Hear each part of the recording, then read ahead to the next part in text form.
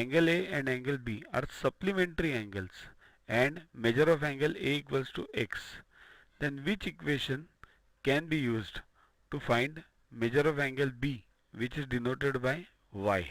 Means supplementary angles, A is x, so what will be y or B?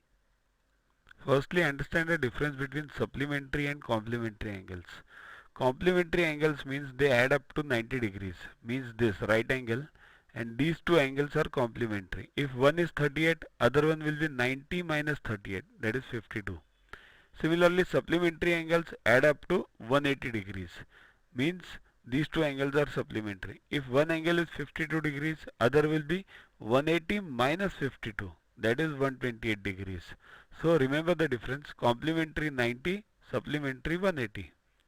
So measure angle A plus measure angle B equals to 180, supplementary.